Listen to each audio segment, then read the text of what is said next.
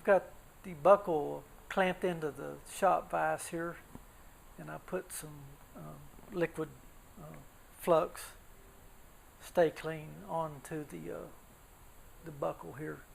And I'll set my piece right there, center it. I've got it a little oversized. I'm gonna come back and trim or sand that flush on the outside, and then I'll have to hand file that on the inside. But I set that on there like that, and then I come in with my soft flame, and I lightly heat the steel on my base metal there, and use a screwdriver. And it's a good idea to have a couple pair of pliers handy. I've got these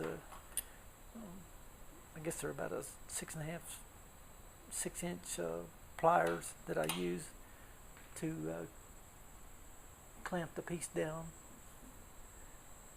I can apply a little pressure with this old screwdriver. Just put a little heat there, and you'll know when it flows because you'll see a little bead run out of the front of the silver there. And like I say, this soft solder gives you enough time that you can move the piece around and kind of get it positioned like you want. And be careful and not get your metal or silver too hot. When you see the liquid flux starting to burn up, that means it's just a little bit too hot, or it's plenty hot. And then see, I can clamp that down, like that. Make sure it sticks. And if you don't get it the first time, work with it 2 or 3 times. And if it's not set right, if it's a little crooked or something, you can come back and softly heat the bottom and move it. Sometimes you'll have to add a little more of the liquid flux here and there. And then once you get it where you want it, you can like hit it with your spray bottle like that, and that sets that silver piece on there. Then take it loose and inspect it, and if you don't like what you've got or whatever, you can reheat it and clamp it down in that area so it'll be stuck.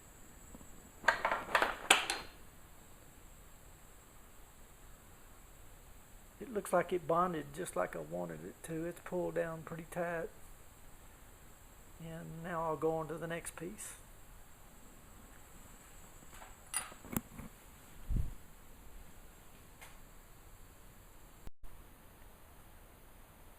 Okay, I have the buckles mounted, soft soldered, the back piece and the front piece on both buckles, and I came inside here and cleaned that up with a flat file and then that little triangle file, paper file, and belt sanded the top off. These haven't been buffed or anything. This polished finish right here is all done with sanding belts. I try to stay off the buffer as much as possible just because of the mess it makes. But what I'm going to do next is attempt to soft solder these initials onto the back portion here. They're 7/16 inch of tall, and they're 3/8 wide. I hand cut those. They're kind of a Western block letter, and I need to fit each letter to that area, and then I'll put the soft solder on the back of that, and that'll be a very delicate process right there, getting those to stick without loosening this. So I'll do most of my heating from the top, and I'll get off of that just as soon as I see the solder flow. I'll stick it with the water, soapy water, and that should hold that and not loosen this piece that I already have soldered on there. It's a little tricky and it takes a little skill to develop that technique, but you'll get it if you just try enough. Then after I get the initials soldered on there, I'm going to hand make the tongues that go in the buckles. and I'll hammer this down just a little bit on the anvil, and then I'll bend it in a circle and leave it open just enough that I can heat it and close it around the center bar there, and then actually go back this way, and then I'll shape it up where it sits in this little cutout that I've got right there.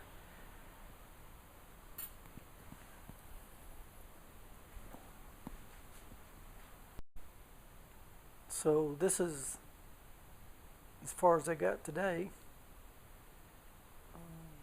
Next I need to do some engraving on the nickel silver pieces around the initials. I made stainless steel tongues for the center bar there. Stainless steel seemed to work a little bit better on the leather holes of a spur strap.